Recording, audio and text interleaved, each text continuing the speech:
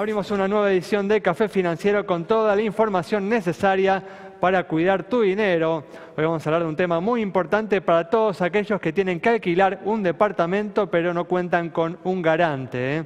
¿Cuál es la oferta que existe en nuestro mercado para cubrir esta necesidad? Vamos también a repasar lo sucedido en los mercados de capitales y en el último bloque vamos a analizar las principales noticias de la semana con el economista Adolfo Sturzenegger. Quédate con nosotros. Tras el siguiente intervalo vamos a regresar con todos estos temas y vamos a responder, como siempre hacemos, a todas tus consultas.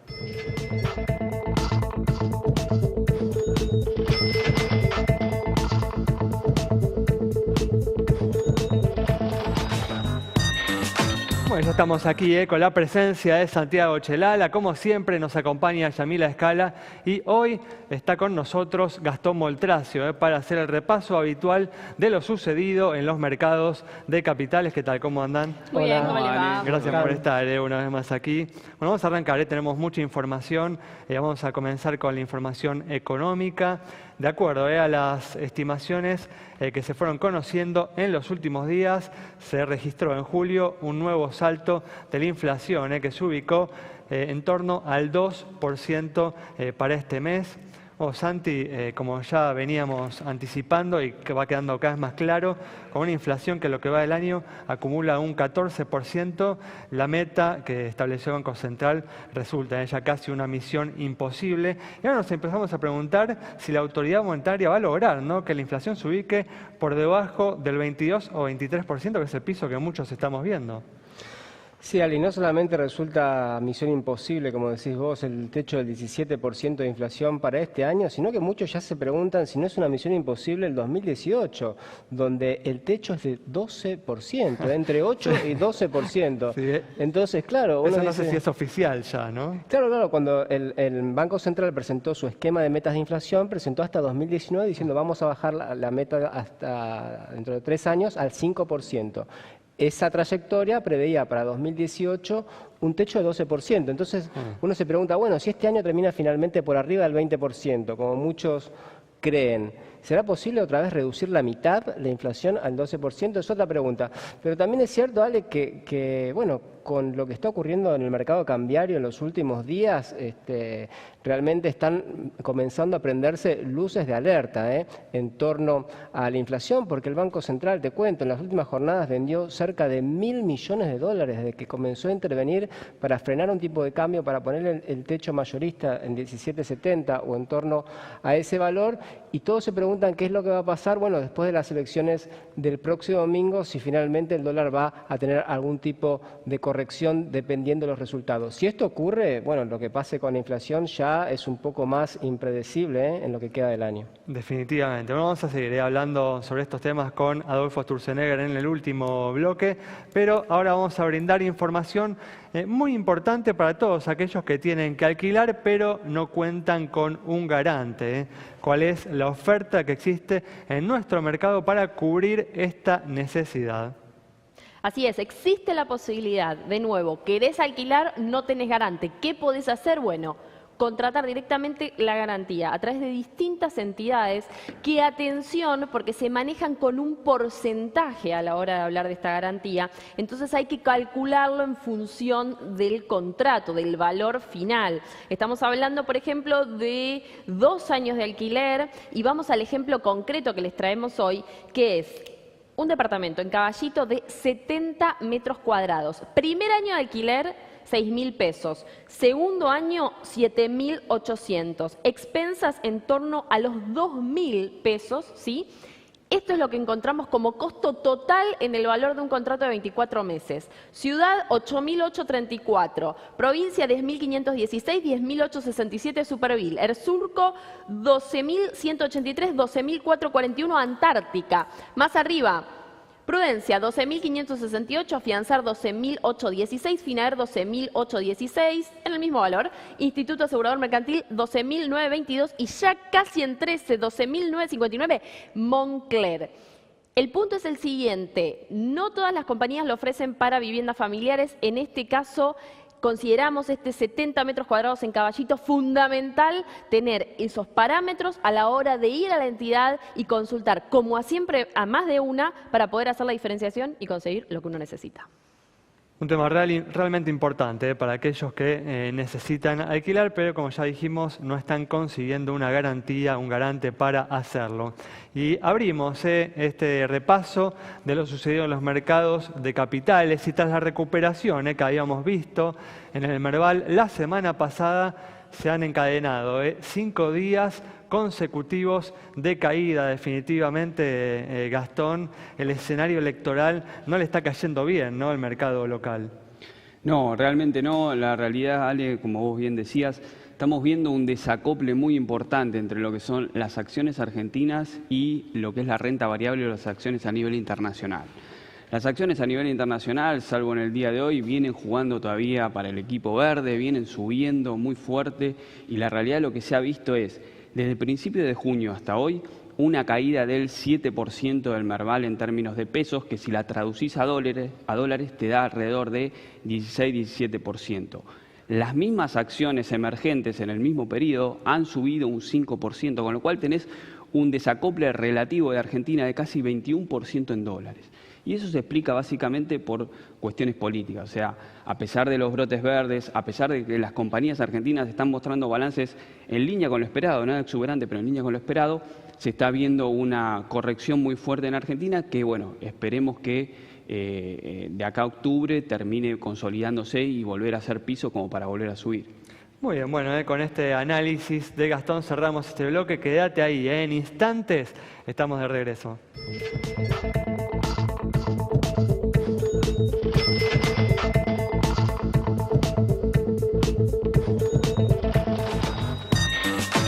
Bueno, estamos de regreso y como siempre vamos a comenzar respondiendo a algunas consultas sobre la situación de instituciones financieras. Santi.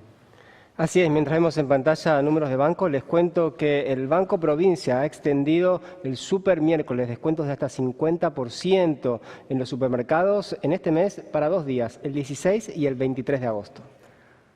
Y muy bien, y como ya habíamos anticipado semanas atrás, el Banco Central viene interviniendo fuertemente para evitar que el dólar se escape de los 18 pesos, la necesidad, ¿no?, de cierta paz cambiaria en este periodo preelectoral y también el temor al impacto inflacionario que una disparada del dólar puede generar, vienen influyendo en esta decisión del Banco Central de dejar de lado la flotación cambiaria que había pregonado a lo largo de su gestión. Agustina Martínez Bassi conversó con el público sobre este tema.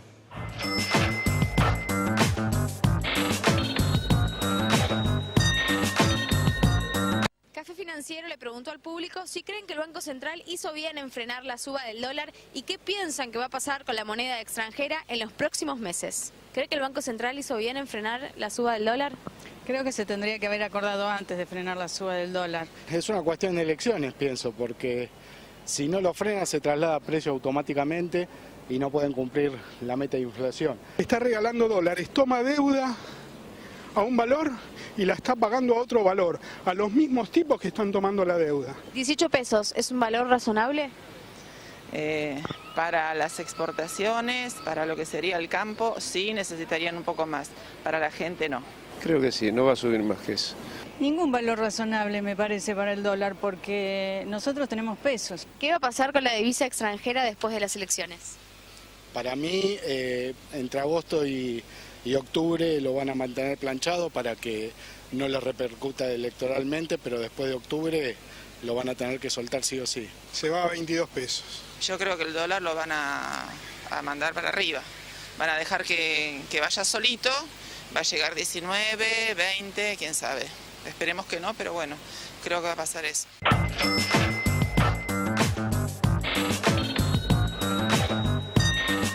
Muy bien, y vamos a cerrar este bloque, como hacemos siempre, respondiendo sobre la situación de una compañía de seguros. Claro, mientras compartimos esa información en pantalla, más de 100 reclamos por día, más de 22.000 en lo que va del año. Estoy hablando de veredas rotas y la posibilidad, lo que estudia el gobierno porteño y que tiene que ver con la posibilidad de que las compañías distribuidoras contraten un seguro de caución que esté detrás de la reparación de esas veredas cuando se rompen en determinadas situaciones. Como siempre, @Café Financiero en Twitter, en Facebook Café Financiero, nos escriben y les respondemos. Muy bien, cerramos así el bloque. Quédate con nosotros. Al regreso vamos a estar dialogando con el economista Adolfo Sturzenegger.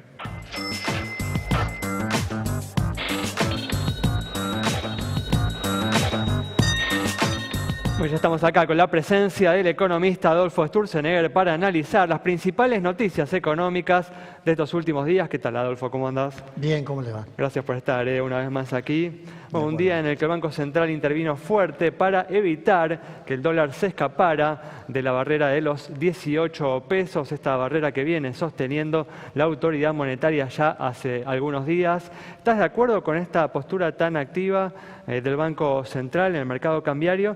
Después, bueno, de haber manifestado tal vez a lo largo, desde el inicio de la gestión, que había una intención de ir hacia una flotación cambiaria bastante libre, ¿no? Bueno, yo creo que el banco ha aclarado que la flotación es básicamente libre y yo creo que los últimos 18 meses han confirmado eso, porque las intervenciones han sido prácticamente inexistentes. Libre, salvo que pueda surgir alguna circunstancia, llamémosle, disruptiva. Claro.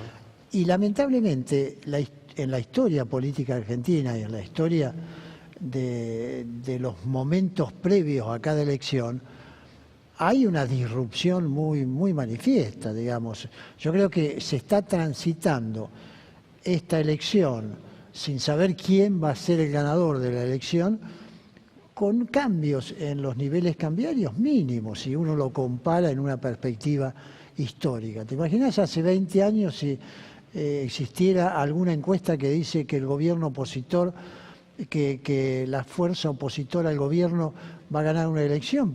Aquí habría una corrida. Así que yo creo que es simplemente la disrupción con origen político donde en alguna medida se flexibiliza el objetivo, llamémosle, muy determinado de la libertad cambiaria. Yo creo que no pone para nada en peligro esa flotación razonablemente libre o fuertemente libre, el hecho de que 3 días antes de una elección el Banco Central decide una intervención. Bueno, hemos comentado también aquí en el programa que es lógico la intervención del Banco Central pensando, ¿no?, en que hay una meta inflacionaria y que si no se interviene en el mercado cambiario y no se contiene el dólar, bueno, esto puede impactar, ¿no?, en el cumplimiento de ese objetivo.